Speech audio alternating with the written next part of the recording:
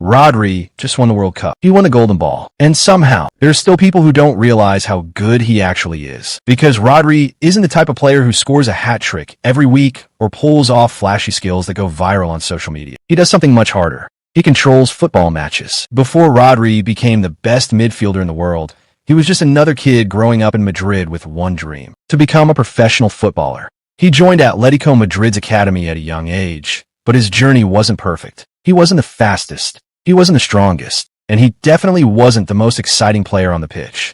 But he had something coaches couldn't teach: football intelligence. Rodri always knew where to stand before the ball even arrived. He was already thinking 2 or 3 passes ahead while everyone else was reacting. That ability would completely change his career. After developing through Atletico's academy, Rodri moved to Villarreal to continue his growth. It turned out to be the perfect decision. Week after week, he became calmer, smarter, and more complete. His passing improved. His positioning became elite. And suddenly, everyone in Spain started noticing this quiet midfielder who almost never made mistakes. Atletico Madrid quickly brought him back, but he only stayed for 1 season because one man had already made up his mind.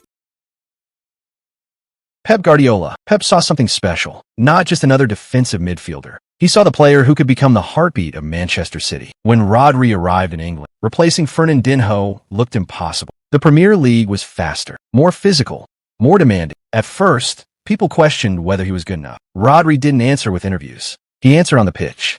Every season he improved. He became stronger defensively. His passing became almost impossible to press. He started scoring important goals. And when Manchester City needed someone to stay calm under pressure, Rodri was always there. The biggest moment came in the Champions League final. With one strike, Rodri scored the goal that finally won Manchester City their first Champions League trophy. From that moment on, nobody questioned him anymore. Then came the 2026 World Cup. Spain arrived with a young squad full of talent, but every great team needs one player who keeps everything together. That player was Rodri. He wasn't chasing headlines. He wasn't trying impossible skills. He simply controlled every match. He protected the defense, started attacks, won the ball back, and made football look unbelievably easy. Spain kept winning. When the tournament ended, there was no debate. Rodri had been the best player at the World Cup. He lifted the Golden Ball as Spain lifted the World Cup. A midfielder had become the star of football's biggest tournament. That's something we rarely see. Today, Rodri is the player every coach dreams of having. He doesn't need flashy skills. He doesn't need 10 step-overs. He doesn't need to score every week. He wins games with intelligence. He makes everyone around him better.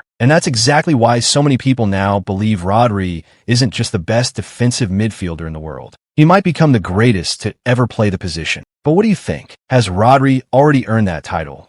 Or is there still someone ahead of him? If you enjoyed this video, subscribe for more football stories every week. Because football isn't only about the players who score the goals. Sometimes it's about the player who controls everything.